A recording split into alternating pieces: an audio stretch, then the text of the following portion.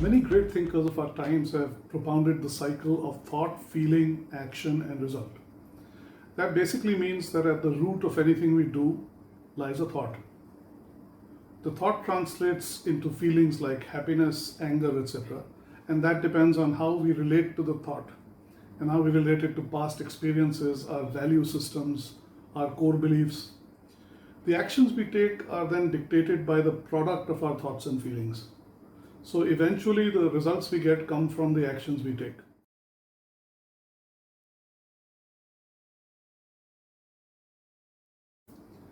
Now, good coaches do four things. They show you a mirror that asks questions like, "Mirror, mirror on the wall, who's the fairest of them all?"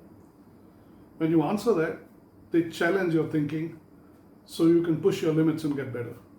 They encourage you to use the new thinking to find your own solutions. And finally, they hold you accountable for translating your solutions into actions so that you get the results that you want. If you want to get and to remain at the top of your game, you should get a coach. I mean, Ivan Ljubicic is Roger Federer's coach since 2016. Do you think he can teach Federer how to play tennis? It's very unlikely. But he can challenge Federer's thinking, he can push his limits, he can get him to find solutions and ensure he implements them. And that's really the point.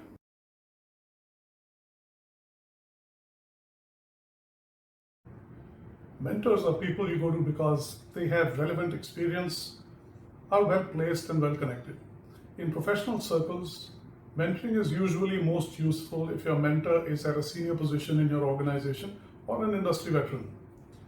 They can guide you on what you could do that will advance your career or connect you with people you can't reach. Many people make the mistake of believing that by doing what their mentors did, they too will succeed. That can fail because what succeeded in the past probably won't in the future.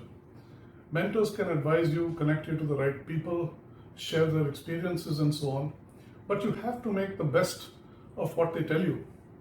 If your thinking needs to change, then new connections, experience, sharing, or advice are of limited use.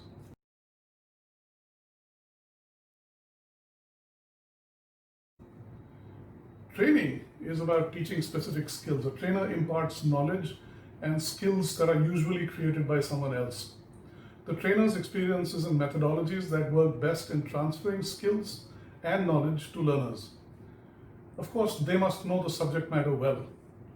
After receiving training, the onus of imbibing the knowledge and skills lies entirely on the learner.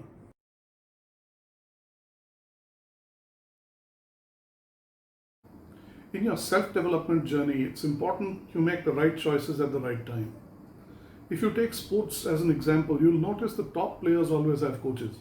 That's because they need people who will keep challenging them to higher levels to keep them competitive. It wouldn't help them a great deal to surround themselves with people who can teach them how to play the game because they're already at the top of their game.